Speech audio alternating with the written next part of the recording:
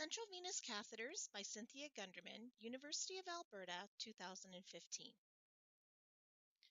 Types of central venous catheters.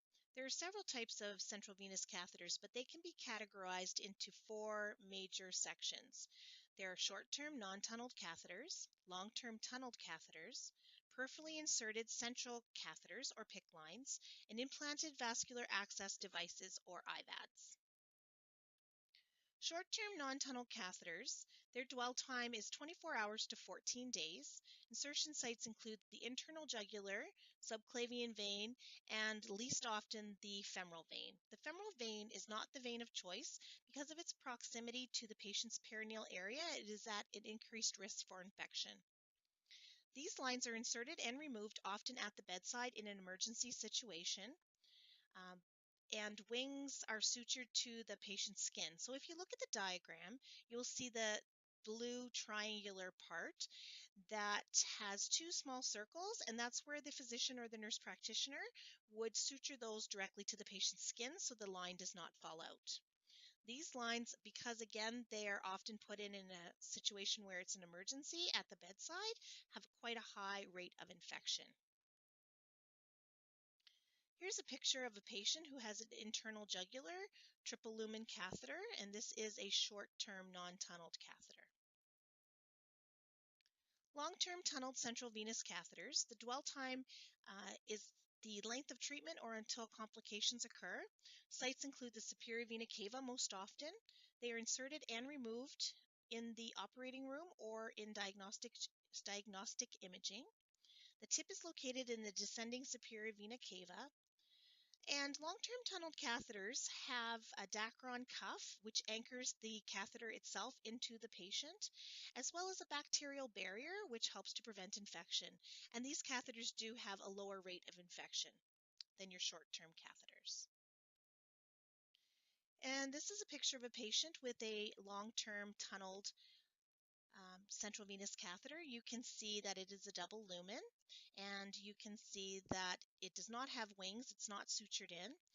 And the disc that you see is an antibiotic dressing, and then it's covered with a tegaderm.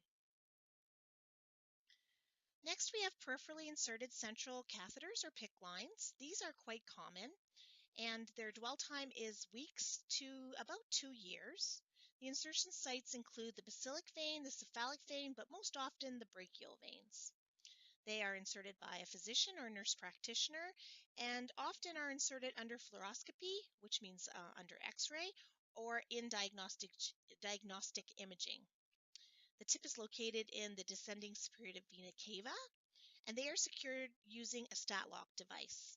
Now, as you can see in the picture, they do have wings and there are two small circles, but they are not sutured in place. They used to be, but due to high rates of infection of the sutures themselves, they're now held in place by a stat-lock device. And we will discuss stat-lock devices more when we do our section on PICC line dressing changes. And PICC lines have a low rate of infection.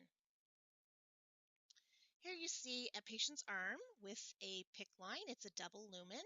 You can see again it has an antibiotic dressing disc, but below the PICC line itself where you see the wings, you have your oval-shaped stat lock, which is sticky, holding the PICC line to the patient's arm so that it doesn't get pulled out.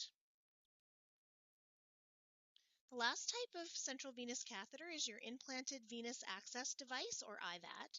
The dwell time is basically for the life of the patient. These can stay in for years and years. They are left in place until the treatment is complete or complications occur, but there's very little complications with these IVAD devices. They are inserted and removed by a surgeon in the operating room.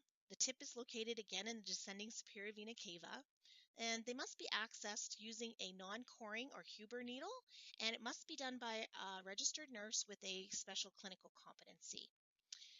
And they have an extremely low rate of infection.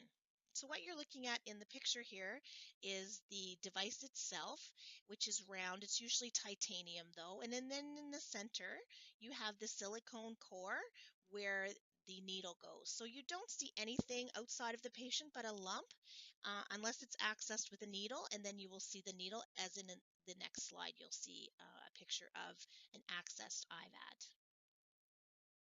So here we have a picture of a patient's shoulder, and the IVAD is hard to see, but it's just a small lump under the skin. And there you have the Huber needle that's attached to the IVAD itself, and it's simply held in place using a tegaderm. And that's the end of my presentation. If you have any questions, please feel free to ask. Thank you so much.